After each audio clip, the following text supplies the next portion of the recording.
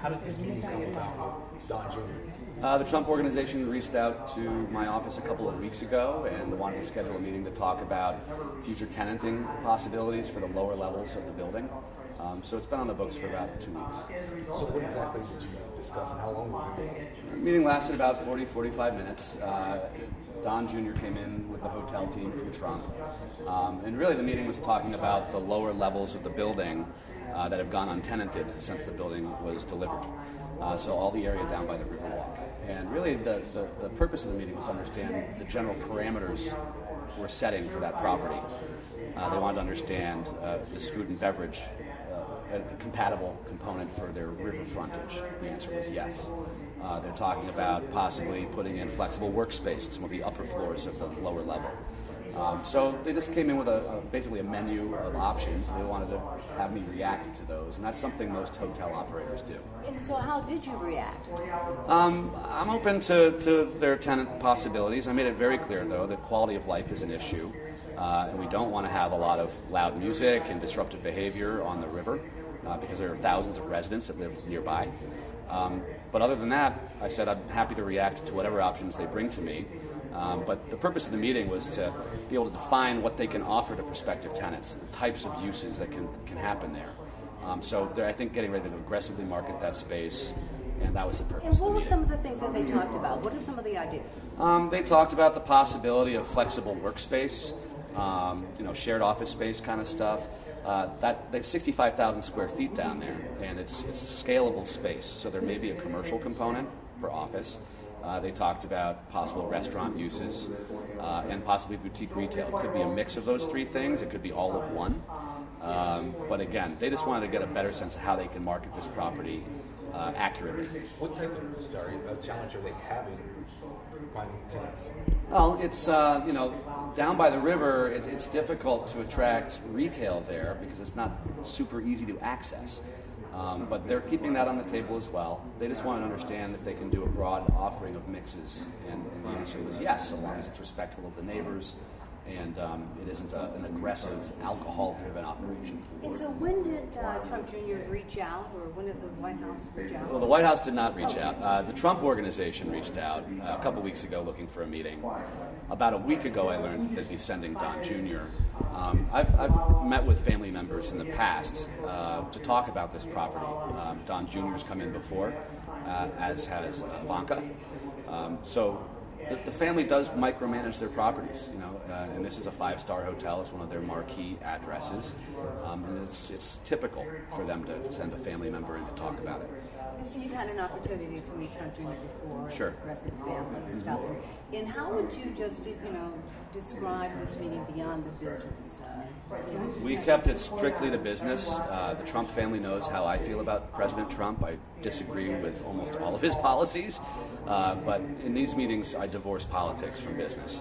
This is a meeting that I would grant to any other property owner in my ward, and in these meetings, I need to treat that person as a typical business owner and not evaluate their politics or their views. How difficult is that to do? I've got strong opinions, and it requires a little bit of discipline. But again, they're a business owner, and I have to kind of put on my blinders and treat them like I treat anybody else. He discussed in any way the challenges the political climate might have on that business, that property? There was an acknowledgement that the Trump brand in certain areas is not well regarded, but we didn't really get deep into any of that conversation. I didn't want to get into the political conversation. I wanted to keep it strictly to business and their property. Well, from a business viewpoint, do you think it will be difficult because it is the Trump name and because this is such a heavily Democratic city?